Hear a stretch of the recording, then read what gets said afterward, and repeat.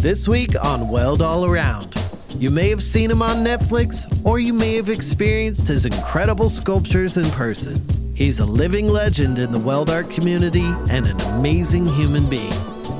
Ivan Iler.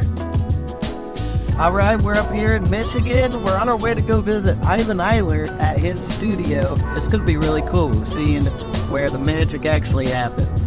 We're up here for Scrap Fest, but beforehand, we're going to go spend some time with our buddy.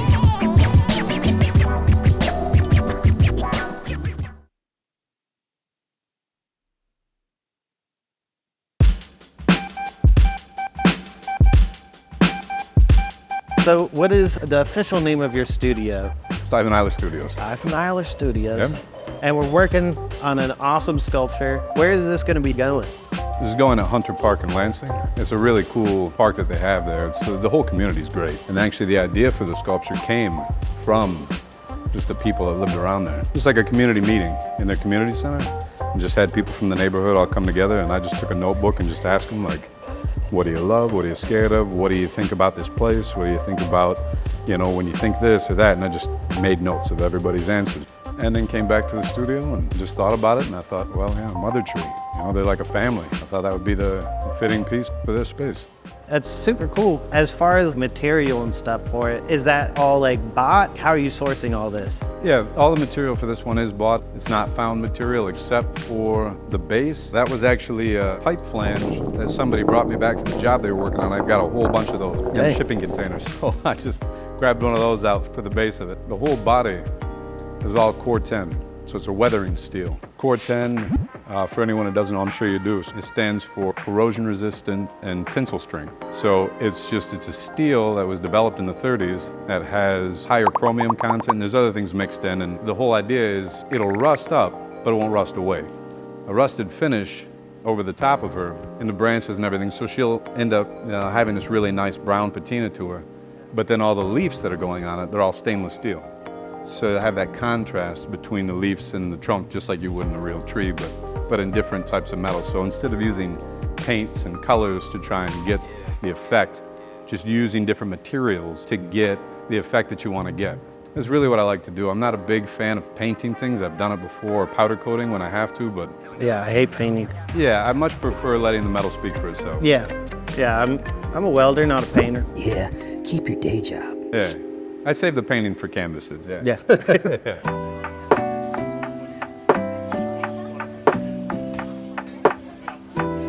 So cutting out all this stuff, are you doing this with a hand plasma, or are you using your CNC table? No, using the CNC. I've got a fast cut CNC. Russ is amazing, that company's great. And so it goes through and just cuts the whole sheet just into random shapes. Then I'm just grabbing pieces up, just randomly. And then just, coming over and going, okay, where does that fit? Okay, that fits there. I'll bend that up a little bit.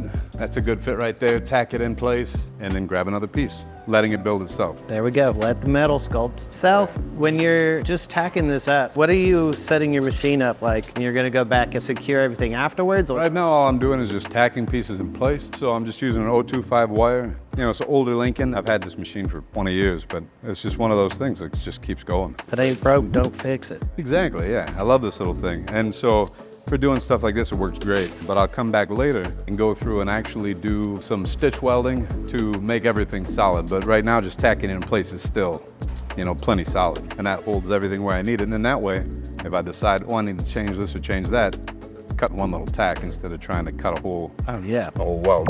Yeah, no, it's never fun to cut out whole welds. No, yeah. So this being a huge piece, is the flange the main support on this? Yeah. You're just gonna bolt it straight into the ground, or? Yep, yeah, and so essentially what I'll do is I'm gonna weld up a cage of rebar with L bolts. You've got the L on the bottom, they also make J bolts that'll come up like a J, and then you're threaded on the top section. So I'll make a cage out of rebar, and that'll help give stability to the concrete and the foundation, and then these will be wired into the rebar.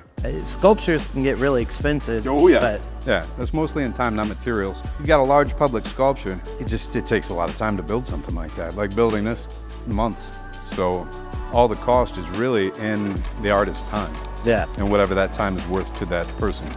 A lot of times you start out, you make things that are a lot less than you would like to get for them. you know? So you're kind of like eating it. It's like, okay, well, I lost money or broke even, but now I have a piece of artwork out there that will kind of help me climb the ladder. So I did a lot of that, and it'd be nice if you didn't have to.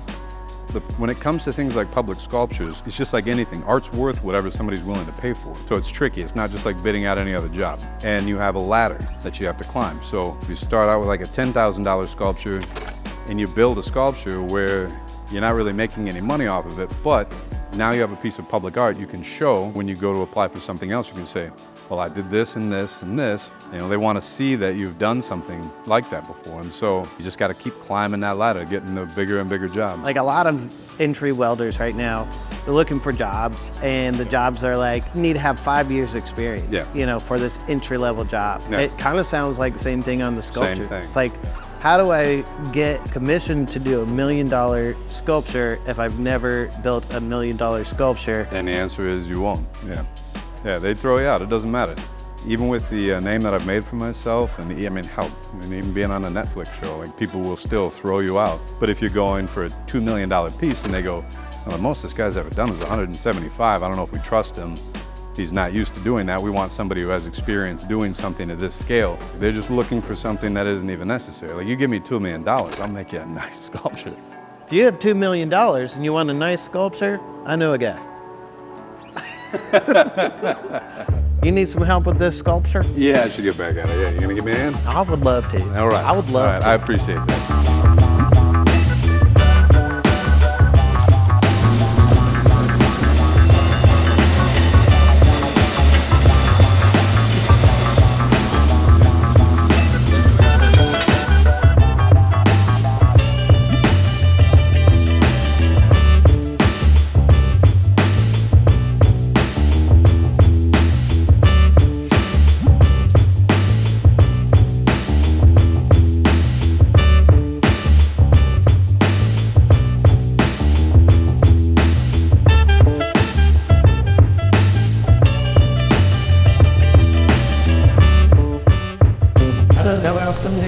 Out here.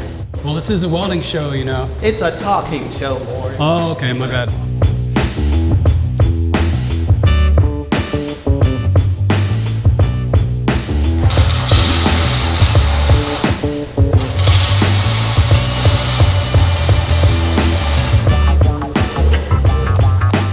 How's that looking down there? Look okay? Yeah. I mean, that looks good to me. Yeah. Yeah. Oh, it looks like a tree. We're good. But does it look like a sycamore tree?